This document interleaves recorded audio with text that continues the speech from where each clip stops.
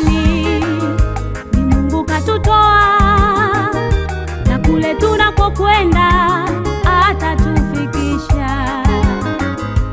Jesus, yeah, in a special way, what was impossible, you made possible.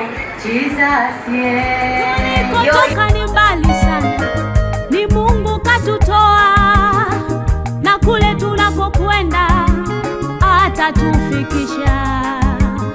Wengine tusingekuwa tulivyo bila mkono wa Mungu aliyetufikisha hapa, atatufikisha tuendako.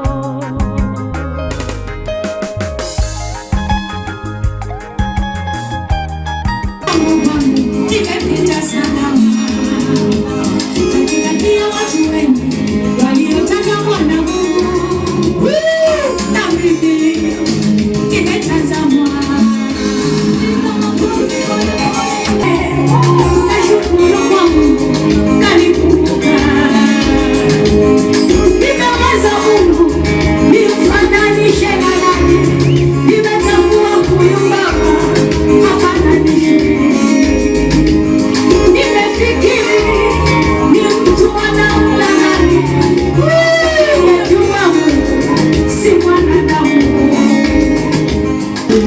Angalia. Pete zenu ziko wapi? Very good. Mke wangu. Aha. Na kuahidi kukutunza. Anamwahidi kumtunza, wambea msikie, si ndio? Mtoto wetu. Kumtumikia Mungu pamoja. Na kumtumikia Mungu pamoja. Siku ya kwanza kumwalika kanisani. Siku ya kwanza kumwalika kanisani. Sikujua kama nitakuwa mke wako.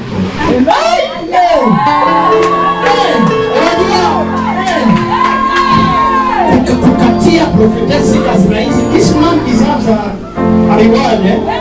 Ule anastahili zawadi. Kukatia prophetess ama pastor. Lakini Mungu alijua hiyo. Na kuahidi kukupenda pamoja na mtoto wetu. Na kuahidi kuwa mshirika wako ndugu.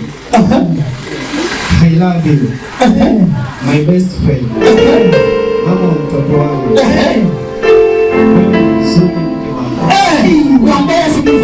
Mke wangu. Age is just a number. Wanaosema mimi mtoto shauri. Nimekulipia mahari pamoja na wazazi wangu. Amelipa mahari pamoja na wazazi wake. Wewe ni mke wangu wa ndoa. Yeye ni mke wake wa ndoa. Na kuahidi kukupenda mbele ya kanisa. Leo nakupa hii pete kwa ishara ya kuwa wewe ni mke wangu. Acha wanawake wote walea wote wameachwa. Kuchagua wewe. Akachagua nabii wa Mungu. I love you. Kwa jina la Baba na la Mwana na la Roho Mtakatifu.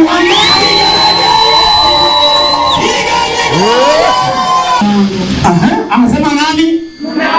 Very good. Ni wambea ni original. Thank you. Uliniona kule kwetu Meru.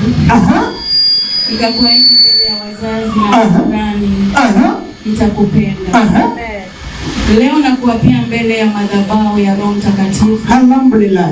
Na mbele ya kanisa, wewe ni mpenzi wangu. Mungu akinijalia neema ya kuishi, nitamkumbusha mtoto wetu Jamil. Nilikupenda kabla nijue kama atazaliwa. Lakini nilipokuona vile ulivyo handsome, nilijua utanipa kijana handsome. Wachungaji pia wanajuana mahandsome. Kweli Mungu akajalia mtoto yule anakufanana kweli kweli. Hapo hakuna dhambi. Mlete hapa, mlete hapa. Simama naye hapo kando. Hiyo ndio evidence. Mtu anaenda jela, evidence. Kwa hiyo Mungu akimpa neema ya kuishi, nitamwambia pia mpende mke wake. Alipenda. Nakwambia twende. La mwisho mume wangu, wanaume wapo kweli, ila siwezi pata kama wewe. Kabisa. Mwanzo, napenda wakati nimenona, alafu unalia, unadekeza kama nimezaliwa jana. Sijali vile maadui wanasema, nimeoa mtoto, ila ulinitolea mahali, kwa hilo na kuheshimu sana, kwa sababu uliheshimisha hadi wazazi wangu. Yes. Mume wangu, chukua pete hii ishara ya kukupenda, na kuahidi sitawahi penda mwanaume mwingine ila wewe mume wangu. Alhamdulillah.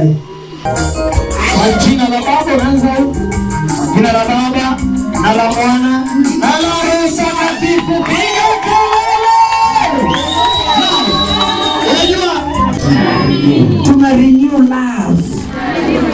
Sasa haraka tu nataka waachilie bonge la busu. Wapigie makofi. Wapigie makofi. Nakwambia ni kuuza wote.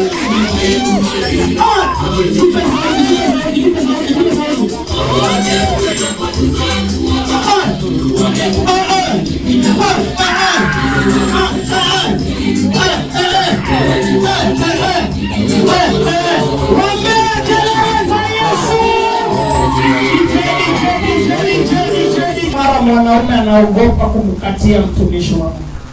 Na ndio maana watumishi wengi wa Mungu wa kike ambaye wako single mpaka saa hii, si kwa sababu ati nini, kuna vitu vingine pia ni kama uoga. Mwanzo hii kazi yetu ya kutoa mapepo, toka sasa ukianza kutoa jamaa mapepo kukwambia pastor, unajua Bwana ameruhusu, unajua pastor, ni ngumu. Lakini huyu alikaribishwa kanisani kama mshirika. Si mnasikia akishuhudia akasema alinikaribisha kama mshirika. Na hakujua kama anakaribishwa kwa ndoa. Unajua kitu kinanifurahisha ni kwamba Lilian amekaribisha wanaume wengi kwa kanisa. Hivyo ndio alimkaribisha pia Kaima. Hata yeye alikuwa anafikiria kuolewa na yeye. Alikuwa anajua huyu ni mshirika ambaye anafaa kumpokea Yesu. By the way, unajua sisi ni wachungaji, tuko na damu na mwili na nyama. So Lilian akikatiwa alilegea. Maana huyu ni mwanaume anaongea. Hakuna cha upako, roho haongeangi saa hiyo. Roho anakuwa amerudi kwa Baba, anakuacha peke yako katika mwili. Ukifikiwa jicho hivi naona sasa sawa tu. Naona itikia. Na hivyo ndio alilambwa. So hata kuna ndugu hapa anaonanga mtumishi wa kike mahali. Unasikianga roho ina connect, lakini usiogope, mwende. Mwende, bora tu wajikishe usiwa wenyewe. Kama kuna mchungaji mahali unajua ni wa kike na unajua hii ndio ile maono nilikuwa naona. Na mimi naona kama hata ile mwili hiyo shape hiyo. Unajua. Basi mwende na ukate Kiswahili. Tukianza kufukuza mapepo hapo utashangaa. Lakini nikiwa nyumbani, ninapigiwa kelele, ngoi. Nakusikia. Anataka pale nyumbani. Lakini katika masuala ya ndoa hakuna wokovu. And I told my son that day, Baba, siku hiyo utasikia, funga macho tuombe. Fungeni macho tuombe. Siku hiyo utasikia mkiwa kitandani anaanza kusema, "Riba baba." Asema, kataza, nizuia hiyo kitu. Mwambie hiyo kabisa. Ama nenda setting room huko. Hiyo kitanda pia ni madhabahu kivyake. Amen. Zile ndimi za kuongelewa pale si zile za rabasha na zile ndimi za hapo tunazijua vile zinakuanga. Hizo ndio ndimi zinapatikana. Si mambo ya raba. Anataka baba aenda kaombe setting room. Hii inaenda kwake ya kwamba Baba, nakushukuru kwa umbali huu ni wewe. Umenipa mume peke yangu bila kushare. Na leo nimetimiza miaka 3 na wiki 2 kwa ndoa. Asante Yesu. Umenipa mtoto, tena sio mtoto tu, bali mtoto wa kiume. Asante Yesu. Asante Yesu. Hawa wote wamekuwa zaidi ya matarajio ya kila mtoto. Pokea sifa. La mwisho, nashukuru Mungu Baba, Roho Mtakatifu, sio kwa mdomo tu, ila kukuanzishia mlandi wa kukununulia plot ya church. Nitalea Jamiel misingi yako na kwa maagano yako. Kwa hivyo Jamiel atalewa kiungu, na akikuwa mkubwa, hata kama atanunua maploti na mashamba mengine, lakini kwao ni kwa hii madhabahu. Stuck on you, I've got this feeling down deep in my soul that I just can't lose. Guess I'm on my way. Needed a friend, and the way I feel now, I guess I'll be with you till the end. Guess I'm on my way. Mighty glad you stayed.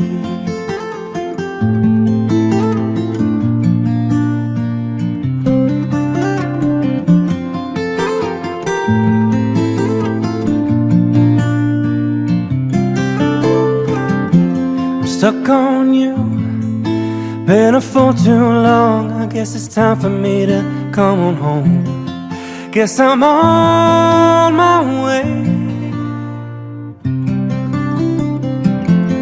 So hard to see that a woman like you could wait around for a man like me. Guess I'm on my way. Mighty glad you stayed.